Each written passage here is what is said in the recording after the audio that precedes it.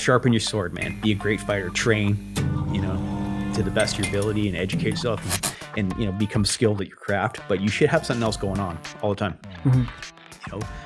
Like getting an education, working on doing a trade, branding yourself, building a business, whatever else. Because like it doesn't matter how fucking good you are at this job. It doesn't matter if you're the best guy in the world.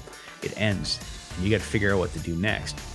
And there's only one world champion. You know what I mean? This whole planet. There's only gets to be one guy who's the fucking best, and it's probably not going to be you. You know what I mean? Like that's a lottery ticket, and so you have to plan. And even those guys, the St. Pierre's and all these guys, like the money stops coming in at some point. So you better have a plan, right? Kind of like a stripper who works till she's 50. I mean, there's a market for those people. You can only dance so long, right? But you gotta figure out what's next. So you should be figuring out what's next while you're enjoying the ride. You know what I mean? If you have the work ethic to become a great fighter, an athlete, whatever else, you have the work ethic to figure something else out as well, right? Like I said, whether it's getting education or branding yourself and building a business or getting into another area in the field, like you got to be working on that all the time, right? And because your health can go at any minute. You know what I mean? Like the money will stop coming in any minute. Like your career could end at your next practice, just blowing out a knee, or you can go out in the cage and you could die or whatever. Like that sounds like extreme, but it's true, right? So the other thing is like, I say this every once in a while, like dude, a fighter dies twice, man. You know what I mean? Like when you stop, if you're a real fighter and when you stop, something inside of you is done. And then you just wait. And if you don't plan your life right, you're just waiting around the rest of your life for the next death.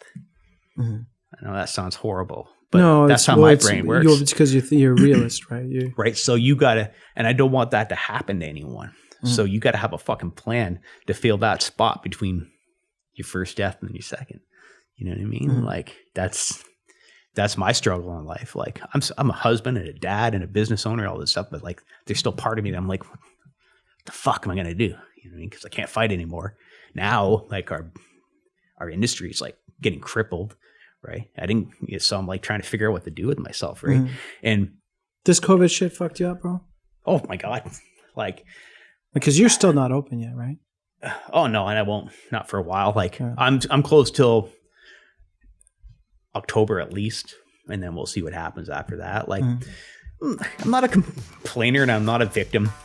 This is what's happening to the whole world right now, right? Everyone's suffering. It doesn't matter what your job is, your career is, and whatever else. Like everyone's having a hard time. So I'm just like, for me, it sucks, man. Because when I lost my identity as a fighter, my identity became my gym and a coach and a mentor and all these things. And right now, all of us just sitting dormant.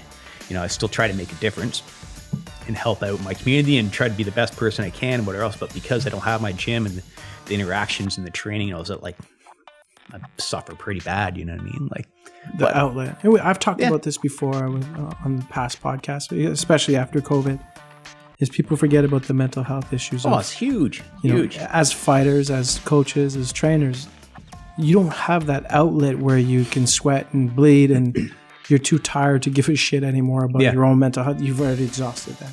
So now you're stuck in a position where you can't actually let that go and express yourself as a martial artist. So now you're stuck in limbo, and all of a sudden, your mental health starts to take a toll because you're not doing what you're passionate about.